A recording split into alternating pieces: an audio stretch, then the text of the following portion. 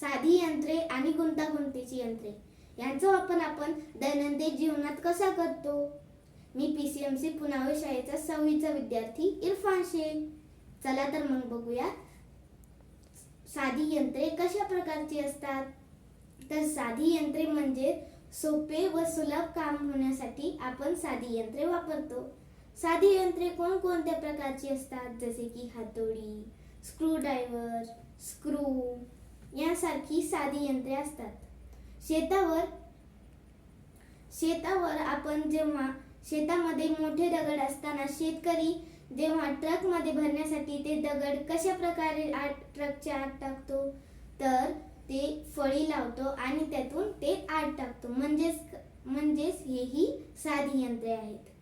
तर मग गुंतागुंतीची यंत्रे कोणती? तर गुंतागुंतीची यंत्रे म्हणजे त्यामध्ये वेगवेगळ्या क्रिया होत असतात, त्यांना गुंतागुंतीची यंत्रे म्हणतात. जसे की स्कूटर, कपड्याची मशीन, शिलाई मशीन यांमध्ये वेगवेगळे प्रकारचे कार्य होत असतात, म्हणून त्यांना गुंतागुंतीची यंत्रे म्हणतात. साधी यंत्रेचे आपण काही उदाहरणे पाहू. उदाहरण म्हणजे आता आपण एक उदाहरण पाहिले की शेतकरी त्या फळीला त्या दगडाला वरती ठेवतो, तर त्याच फळीला आपण उतरण असे म्हणतो. उतरणीचा दाब जितका कमी असतो तितके जास्त बल लावावे लागते आणि उतरणीचे जितके लांब असते तितके आपल्याला कमी बल लावावे लागते, म्हणून आपण उतरणीचा वापर करतो. आपण डोंगरावरील नागमोडी घाटातील रस्ता पाहिला असेल, तोही एक उतरणीचाच एक उदाहरणे आहे. आपण जर डोंगरावर पाऊल वाटेने गेलो तर आपल्याला खूप अडथळे येऊ शकतात, जसे की मोठे दगड, पाणी, माती यांमुळे आपले चालण्याची क्षमता कमी होऊ शकते.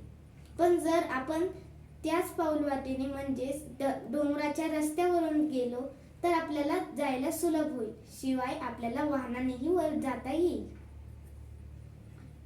ग्रीक वैज्ञानिक आर्किमिडीज यांनी आर्किमिडीज स्क्रू बनवले होते. हे स्क्रू पाण्याची जेव्हा नदीतून लाटा येतात ते स्क्रू गोल गोल फिरते आणि पाणी वरती यायला लागते, म्हणून त्यांनी हा आर्किमिडीज स्क्रू बनवला. पाचर म्हणजे आपण जे लाकूड फोडण्यासाठी किंवा कोणत्याही वस्तूचे 2 तुकडे करण्यासाठी आपण पाचर या वस्तूंचा उपयोग करतो. 2 उतरणी जोडल्या की एक धारदार अवजार बनते, त्यालाच आपण पाचर असे म्हणतो. पाचराची कोणकोणती उदाहरणे आहेत? जसे की सुई, स्क्रू, कुऱ्हाड यांसारखे हे पाचराचे उदाहरणे आहेत. तर आपण तरफ म्हणजे काय? तर शेतकरी जे मोठा दगड असतो त्याला उचलण्यासाठी तरफाचा वापर करतो. तरफ म्हणजेच पहारचा वापर करतो. तो पहार दगडाच्या आत टाकतो. तो दगडाच्या आत गेलेला प्रहार त्यालाच आपण भार म्हणतो. दगडाचा भार त्यावर पडतो, म्हणून ते भालभुरुजा म्हणतात त्याला. त्यानंतर जो मधला भाग असतो त्याला आपण टेकू म्हणतो. टेकूमुळे आपल्याला ती वस्तू उचलण्यासाठी मदत होते आणि जिथून आपण बल लावतो त्या वस्तूला उचलण्यासाठी त्याला आपण बलभुजा असे म्हणतो. त्याच प्रकारे आपण बाटली खोलण्यासाठी ओपनरचा वापर करतो. ओपनर म्हणजेच बाटलीच्या वरच्या झाकणातील झाकण काढण्यासाठी. ओपनरला आपण जेव्हा ठेवतो तर मध्यभागी भार पडतो आणि मागच्या बाजूला टेकू येतो आणि आपण जिथे धरतो त्याला आपण बल लावतो आणि जेव्हा आपण बल लावतो वरती तेव्हा ते झाकण उघडते. तर तर्फेचे आपण कोणकोणते प्रकार पाहिले आता? तर आपण आता तर्फेचे 2 प्रकार पाहिले. तर तर्फेचा 3रा प्रकार कोणता? तर तर्फेच्या 3ऱ्या प्रकारामध्ये टेकू एका बाजूला असतो तर दुसऱ्या बाजूला भार असतो व मध्ये असते बल. मध्ये बल लावल्यानंतर आपल्याला जो भार असतो, जसे की कोणतीही वस्तू ती पुढे ढकलली उचलली जाते. तर आपण आता सविस्तर तिन्ही प्रकार बघू. तर्फेचा पहिल्या प्रकारात टेकू मध्यभागी असतो, तर एका बाजूला बल तर दुसऱ्या बाजूला भार असते. तर्फेच्या दुसऱ्या प्रकारात एका बाजूला टेकू, दुसऱ्या बाजूला बल तर मध्यभागी भार असतो. व तिसऱ्या प्रकारात टेकू एका बाजूला, मध्यभागी बल व दुसऱ्या बाजूला भार. कंपी, आपण जसे की विहिरीतील पाणी काढण्यासाठी कंपी लावलेली असते, त्याला आपण चाक म्हणतो. त्यापासून आपल्याला पाणी घ्यायला सोपे जाते किंवा कोणतीही वस्तू उचलण्यास सोपे जाते. आपण या कंपी उचलण्यासाठी आपण एक प्रयोग करून पाहूया. चिकट टेप घ्या, आपण खेळण्याचा क्ले घ्या, पेन्सिल घ्या, दोरीचा खोका घ्या, एक दोऱ्याचा बंडल घ्या व आता आपण प्रयोग करूया. पेन्सिलला टेबलावर ठेवून थोडी बाहेर करा. त्यावर मागच्या बाजूला चिकट टेप लावा. त्यानंतर त्याच्या आत दोऱ्याचा जो खोका असतो तो टाका व पुढच्या बाजूला क्ले लावा, ज्याने तो खोका बाहेर पडणार नाही. त्यानंतर त्या खोक्यावर दोरी लावा व खालच्या बाजूला दोऱ्याच्या बंडलवर त्याला पॅक करा व इकडच्या बाजूने त्याला ओढा. तर आपल्याला कळून येते की आपल्याला जास्त बल लावायला नाही लागत. आपण ते सोप्या पद्धतीने वरती घेतो. चाक व आस, आपण आकाश पाळण्याचे मोठे चाक आपण पाहिले असेल. त्यामध्ये मध्यभागी एका दांड्यावर बसवलेले ते चाक एका दांड्यावर बसवले असते. त्या दांड्याला आपण आस म्हणतो. विजेच्या सहाय्याने आस फिरू लागला की त्यावर बसवलेले जे चाक असते तेही फिरू लागते.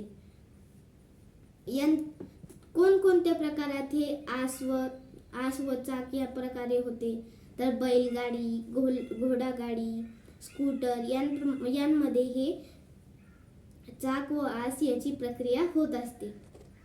तर आपण एवढे सारे गुंतागुंतीची यंत्रे, साधी यंत्रे या प्रकारची आपण यंत्रे पाहिली.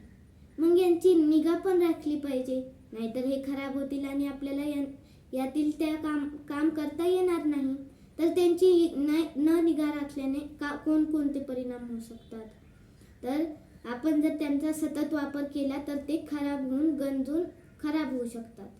हवामानाचा परिणाम, जसे की पाऊस पडल्यावर सायकलची चेन खराब होते, त्यामुळेही धूळ बसते, भाग घासले की त्यांची झीज होते. यांमुळे आपली यंत्रे खराब होऊ शकतात. तर यंत्राची या प्रकारे आपण निगा राखली पाहिजे. यंत्राचे सर्व भाग पुसून ठेवले पाहिजे. घासले जाणारे, जसे की जे पण भाग घासले जातात त्या भागावर तेल किंवा वंगण लावले पाहिजे. घर्षण कमी करून झीज थांबवायला पाहिजे. झाकून ठेवल्यामुळे आपली ती धूळ असते ती त्या यंत्रावर बसणार नाही याची काळजी द्यायला पाहिजे. धातूंच्या भांगावर रंग दिल्याने हवामानाचा परिणाम, गंज चढणे इत्यादी होणार नाही. तर यंत्राची आपण जेव्हा निगा राखल्याने आपल्याला जेव्हा गरज असेल तेव्हा ते आपण वापरू शकतो. कोणकोणत्या यंत्राची आपण निगा राखली पाहिजे, तर जसे की दळण करायला जातो तेव्हा ती गिरणी एक आठवड्यातून एक दिवस बंद असते. त्या दिवशी ते काय करत असतील, तर त्या दिवशी ज्या चाकामधून ती गिरणीमधून आपले धान्य दळतात, ते धान्य दळत खूप दिवसानंतर ते चाक मऊ होते. ते दगड मऊ होते. त्या दगडावर ते ठोके मारून त्याला टाके मारतात आणि त्याला नीट करून परत गिरणी चालू करतात. अजून कोणकोणत्या दुकानाला सुट्टी असते आठवड्यातून, तर कटिंगच्या दुकानात. तिथे काय होते, तर तिथे त्यांची जी कैची असते ती खराब होऊ शकते. त्याला धार करतात, त्यामुळे काम करणे सोपे होते.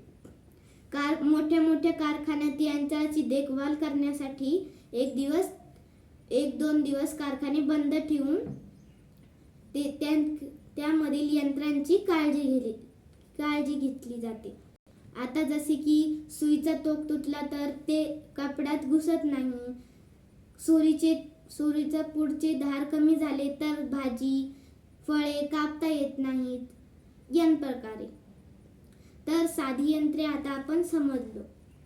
तर सर्वांना याचं कळालं. तर्फेचा दुसरा प्रकार, तर्फेचा तिसरा प्रकार, तर्फेचा पहिला प्रकार. तर आपण आपल्या दैनंदिन जीवनात याचा वापर रोज करत असतो. धन्यवाद.